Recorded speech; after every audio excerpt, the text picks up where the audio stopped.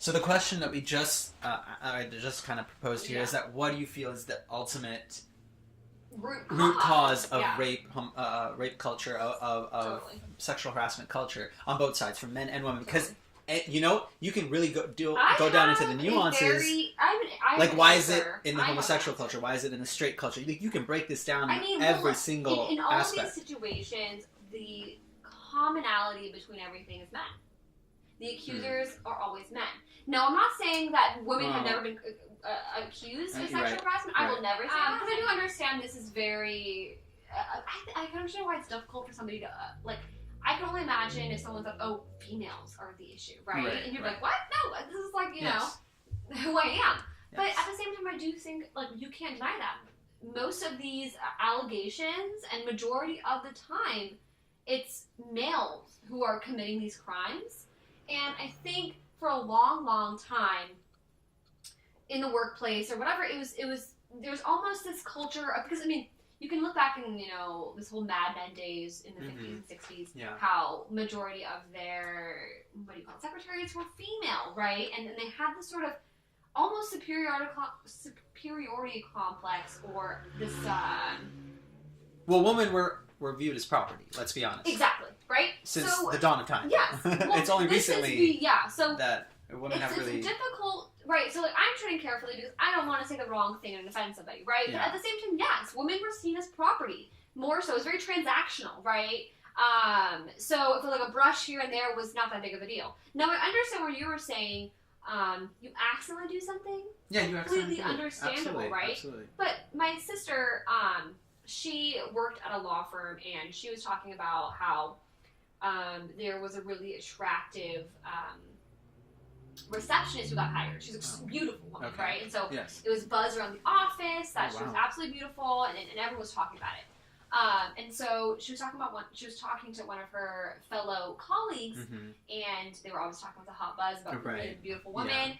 And apparently, a higher up man or male had said, "Oh, I'm curious who's going to sleep with her first."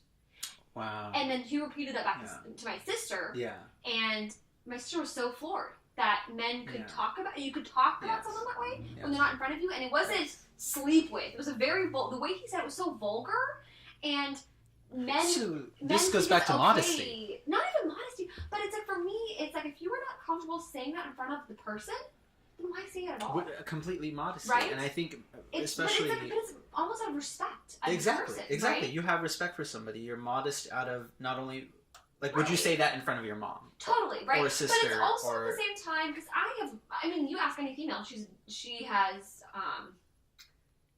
felt some sort of sexual harassment at some sort of level. For sure. That's a common thing. I have felt it in the workplace especially, and not just, it's so sad to say, but it's something we're used to, and you expect it sometimes, which is very unfortunate.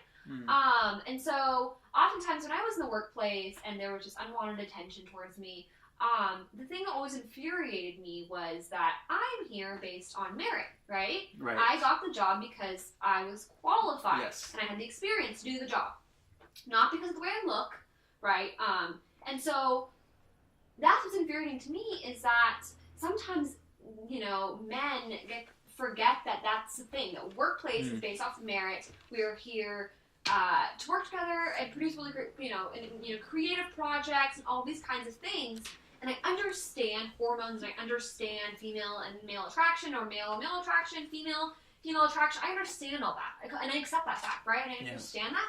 But I think for me, women, for some reason, can compartmentalize and understand we're here to work, and I respect that you are here because of what you have done in your life and what all your successes that has brought you here. Yes. And I would hope that men would give the same sort of respect and. I know what you're saying. Yeah, exactly. For their experiences and their degrees and everything that brought them to the job. And for some reason, that is lacking. I really do think so. And so I think a lot of probably what our listeners are thinking right now as well is, how do we fix it? And part of that fixture comes into re-educating the male, and I'm not... The way you raise your sons. The way you raise your sons. The way you raise your daughters. Because how many, and we'll be honest here, and I applaud... religious families for this reason a lot of times, because they're able to give their sons and daughters. And again, I'm saying religious families because that's just the background that I was raised in. Right. There are so many non-religious families, atheist families that are out there who are still doing that because of the grow up that they had, right? And so being mindful of even those communities, having good manners and ethics plays a huge role in the family. Yeah. But when you look at the United States specifically, because that's where we live, there are so many broken families out there. And you can take that term in whatever direction you want. You can, I mean, somebody may interpret it as divorce, somebody may interpret it as, separation, or, mother and father not sleeping in the same bed, arguments occurring in the house. There's so many broken families, burning homes out there, so to speak, that it perpetuates the lack of teaching correct mannerisms. See, I disagree with that. I do. I don't know if a broken family, in whatever context it may apply to, will produce this sort of thing, because I think people, oftentimes, because obviously, so we both have very familiar backgrounds. We are we're both from Pakistan. I was born there. You were not. No. Right? No. But, so our parents come from the same culture. Yes. And oftentimes I have come across Pakistani males, and I'm sorry, I hate to get this rep, because I understand, something that's said on this podcast can sometimes take it as, permanent, but, sometimes I have experienced Pakistani men who have said, I just don't think women should be in power or have leadership roles. And they're not coming from broken families, you're saying? Not at all. No, because they see, let's be honest well, here. Okay, culture, but keep in mind, I secluded this to the United States. I know. So I want to be very clear about that, because totally, I feel like I'm trying. Americans here too. Absolutely, because I wanted to try and diagnose the problem here. No, but I am though, right. in a sense. But the thing is that I'm taking this little niche where people who I have dealt with or had interactions with, and they don't want their wives to work. Yes. And so and I'm talking about that deep rooted mentality where it's how sometimes it baffles me, because women, whatever, regardless of body parts or whatever, we're human beings. Yes. At the end of the day, when you remove our skulls and nuclear brains, they're the exact same thing. Exactly. And so, but for some reason that goes unnoticed sometimes. And so a lot of times when men they'll say things like, I don't think a female should be in power because emotions will get in the way. She has her period. Yeah. Regardless of, God, what will happen during that time. A lot was said about Hillary. I know that you were talking about all those things that were said about Hillary. But I'm talking about manners. I'm talking about manners, right? And then this is twofold, because I see where you're going with that, and I agree. Right. Okay. But let's talk about manners specifically in terms of, and I see where you're kind of tying this into the fact that men can inappropriately touch women, and men can kind of treat them as property still today. Yeah. But specifically about teaching manners and ethics, it comes from a mother and a father that are dedicated to teaching the right principles, whether you're religious or not. Right. If they're dedicated to teaching those right principles.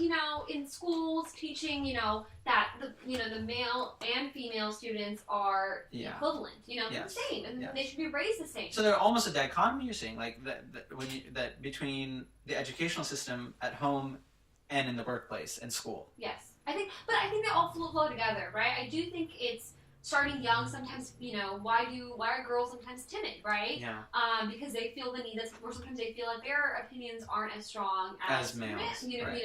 And why have a louder voice, or empower, or men assert authority. Well, kind of like what I'm doing right now, just to prove a point. But not even that. That's so irritating to me. Well, I don't know if it's an argument. I'm just saying that I see it in two ways. That there is a perceived woman, a perceived image of woman. That men have. Oh, okay. Right. Okay. And then there's also the manners and ethics of how to treat women. So there's. Do you think those are taught necessarily? Well, they are taught, right? And because a lot of them are picked up by experience. But see, the thing is, I don't think it's true, because so this is where I disagree in this sort of sense. Is I feel like the way we raise boys is kind of different than the way we raise girls, and this is separate in the manners and ethics part. I think because sometimes because it's about men perception. are not supposed to, they would say it's okay, if they fall down, they're like, no, you're a big boy, act like a big boy. Yes. Yes. But it's and then if a girl falls down, then you hit the table and you say, bad table, yeah, right? To try shifting the blame, right? No, she's like the damsel in distress. She's the damsel in distress, right. And so for me, it's kind of like, well, why don't we tell boys to embrace their emotion?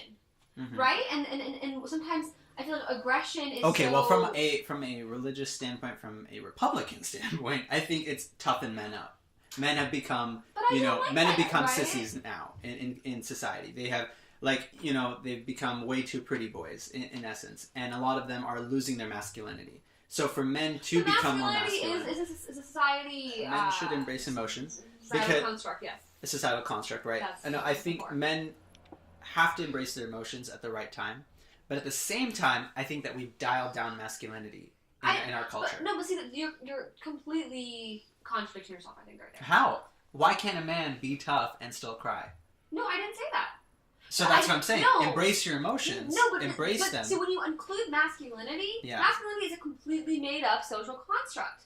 Because masculinity also... Right, but where do we live, Kinza? We live in the society. No, so obviously there are going to be societal constructs. When you say... What I'm saying is embrace your emotions regardless. So if you are sad, you can cry. Yes, if you're happy, you are upset... Because I think also at the same time, when men are deemed as aggressive, I think a lot of times they're confused about their emotions. Maybe sometimes they're sad, but because they can't express it in that way, they then punch a wall. Yeah, so, well, then that's a teaching problem. Right? That's a teaching issue. Maybe it is. Because how else do people learn? But it's a teaching a lot of times, if you think it's at home. It's also in the school. In schools, that needs to be taught. Let's go back to caveman era, right? Just hypothetically speaking, if we want to call them primitive, right? The primitive nature. I don't think you can. Okay, well then just go to primeval instincts, something that's inside of you from day one, right? A man is naturally going to, and we see this in babies. We see this in babies from a scientific perspective. What? That they tantrums, and I'm saying babies do that all the time. I mean, girls and boys. But they will act out. But so will baby females, boys will act out in a very aggressive manner. Scientifically speaking, this is natural. No, but so are the females too. If we told females, and because I think you have to raise in the sense where it's regardless of gender, right? Regardless of gender norms, they need to embrace their emotions and I do think. Okay, I think that the whole our society right now is heading in a very blurred direction because we say raise them without gender norms, but in reality there needs to be a line between the fact that a man and a woman are different, and we agree on this. I think we agree on this. Physically we are different, obviously. That's biological as a fact. Biologically we are different, even in the way our brains our brain mechanisms, our thinking mechanisms, I agree. They're different. So with that, keeping that in mind, I think that there is a line. So men, obviously, we treat men and women equal. We treat boys and girls equally.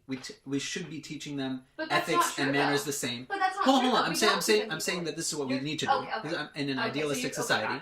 That this is what we need to do. Right. Okay. Are we doing that? That's a whole other question. When we look at an idealistic society, there's a fine line that is between a boy and a girl, a man and a woman. Ethics and manners need to be taught the same way. Allowing yourself to express emotions need to be taught the same way. Totally. But when it comes down to it, at the end of the day, can you really say, and this is kind of like the double-edged sword again that we have with society today, is like, oh, there shouldn't be, when you say, then this is kind of what struck me on this point, there shouldn't be any gender norms that we teach kids. I don't think so. And see, the gender norms. Let me ask this: what define that? Define those gender norms. The gender norms are the whole, where men feel the need to take care of women, right? All those things, or women. So you're saying throw chivalry out the window? That's not interchangeable with So then that's natural, right? The men should be chivalrous to women. I'm not saying that at all. No, I feel like that's irrelevant to the conversation right now we're having. I think that's a part of it. No, I don't think it is. Why do you think so? Because that's like a dating norm. But chivalry shouldn't even be about dating. I mean, we're talking about even just a man holding a door for a woman to enter, right? And feminists, a lot of extreme feminists will say that, oh, this is wrong. I don't think it's wrong. I think it's kind of, if you want to do it, do it. If you don't want to do it, do it. I don't think it's necessary. Okay, so but then when I look at it, I say that that's a nice thing for a man to do or a boy to do for a girl. But at the same time, don't you think, let's say even for me, so when I go on dates or what, regardless, I always offer to pay, and oftentimes, I'll take the check. Well, do you expect him to pay? No, I don't. Okay, yeah. Is it nice? Is it a nice gesture? Yes, just like if I like a guy, I'll bake him cookies for his birthday. Right. It's a nice gesture. But do I expect that? No, because I like and you know what it is. Okay, so there's again, look, there's expectations, there's dating, there's a lot of we're looking at this from very different perspectives right now. Right, we're kind of touching all of them at the same time. So I think that there are certain gender expectations, and again, this is very, very tricky because right now you have. Is there a third gender? Should there be genders even at all, right? So we talk about male and female. Obviously, those are not. We talk about sex and we talk about genders. And so in the community that we live in, I think that we're making men into sissies, and that they do need to.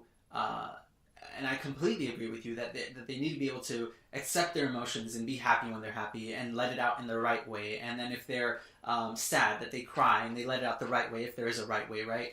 And to each person their own, right? No, there is no really right way of how to feel something. Exactly. So when we talk about this, we have to put that into perspective. That are men becoming sissies? Yeah, a lot of times we're not giving them the right raise up in treating women, and that in and of itself is an expectation I have of parents as a duty to give to their children. Especially boys, how to treat women. And so for us to blur the line and say, oh, just treat everyone the exact same way, and this is kind of like, I feel like we're doing a disservice to ourselves. Yes, I'll end here that there are certain things that I expect men to do, and for women to do as well. And a lot of them are interchangeable. A lot of them are almost all the same. And I'm not saying that men and women are, how do you put this in the right words? Because a lot of people probably interpret this as, oh, he's expecting women to be in the kitchen and cooking a sandwich. But that's not what I'm saying. Yeah. I'm saying that's a general rule that for too long has progressed and perpetuated in society, and that really needs to be thrown out the window. Right. But at the same time, I'm talking about ethics and manners, and that in and of itself is what is related to our point, to our topic, that those things need to be taught. On how men should treat women, women should treat men. So let me make my kind of final points with this. I think, so I understand where you're coming from, this whole ethic manners things, but ethics and manners, I think, has nothing, where I see this thing, I don't think it's relevant in this conversation because of, so there's a famous talk, I wish I could. Well, we were talking about solutions to the problem in Hollywood. I know. So, I'm saying there's a TED talk that, it was a man who was talking about raising our sons. Yes. And how we should raise our sons as feminists. It was a great talk, and he talks about how these, Disney movies that, have come out. And so when I was growing up in Disney movies era, all these princesses were, like damsels in distress. Yes. I mean, they were amazing, obviously, but at the same time, subconsciously, or you're watching these things and you're seeing how these women were always the leading ladies of another man's story, right? Whereas recently, you've seen Moana, you've seen these really incredible, Frozen, female leads, Frozen, exactly, who are taking back the narrative. Where it's like, you know what? If there's no man in the story, there's no man in the story. That's okay. Yeah. And oftentimes I think women, or when they're raising, when girls were being raised, oftentimes, men were somehow a part of their narrative.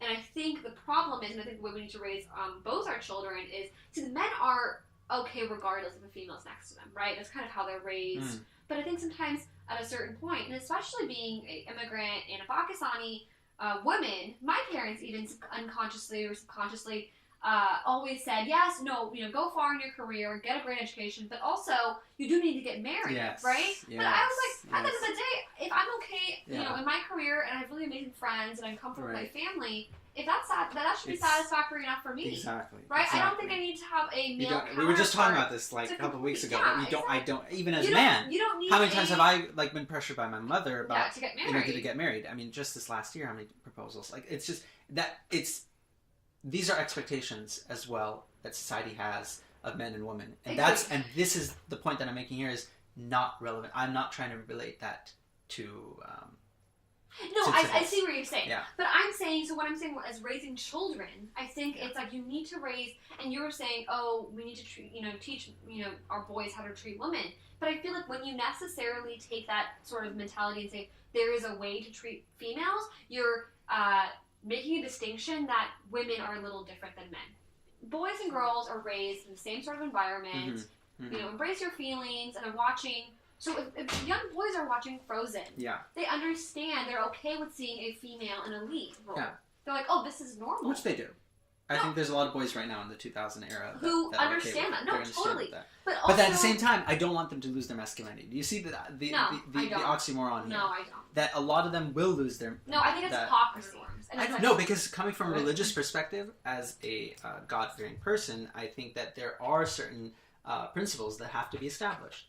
And that should not mean for, and I'm not saying you as liberal, but I'm saying that should not mean for any progressive liberal person to say that my voice doesn't count either, right? Let's not go as far as that. You're No. Of course. I'm just saying, but there are people like that. And you know that. We're doing a stretch. Come on, let's bring it back. We're talking religious peoples here. That it's okay. It's the hypocrisy of tolerance. That if you don't believe in my kind of tolerance, then it doesn't matter. And this happens on both sides of the aisle. I see it in conservatives and liberals. Right. It happens, and that's sad. That if you don't see it the way that I see it, then I'm not going to tolerate it. But if we're talking about the same type of tolerance, then it's completely okay. No, I see what you're saying with that, but I think it's also so for me. I guess like I understand where you're coming from, and I will speak on my behalf, and not like I'm a liberal, whatever. But when that arguments presented, I don't believe that, right? Because I know you're not like that. Exactly, that's what it is. I know you I'm as a character. From there exactly. Where it's like, I find that ridiculous because I don't think that way. Yes. Because like, why would somebody, regardless of your beliefs, if you're a good person, all these things, right? You have right to your opinion, and if it's an arguable opinion and you have good evidence behind it, of course it's worth listening and having a conversation. And I would never say, oh, if you think a certain way, we cannot have a conversation. That's ridiculous. But there are people, and we know them on both sides. Right, many of our friends. Total. Oh, I don't know if we call them friends, but many of our acquaintances. But I do think there are people out there, and I think that's just tolerance intolerance in general exists. We know that. Yes. Oh, absolutely. And I think the people who want to push the needle forward don't think that way. And I would hope that the only way to really help and find common ground is to be able to understand that we have conflicting views, but at the same time that doesn't necessarily we're trying to achieve the same goal. Yeah, no, but we're trying to have a conversation, understand why you think that way, right? Yes. And then and I hope that you would want to do the same. Oh, absolutely. Okay, Dosser, thank you for coming on to the show. This was hilarious and very informative. Thank you, Kinza, for allowing me the chance and opportunity to be on your show. I'm so glad. We found common ground. We did, and we will continue to find common ground. It's only the ground that I step on. I can't. But anyways, you guys keep watching. We will be continuing this conversation. Yes, indeed. We'll probably continue this right after we are going to continue this conversation. So stick along. Wow. Stick along. Yes. Keep watching and just join us on the next episode. Yes.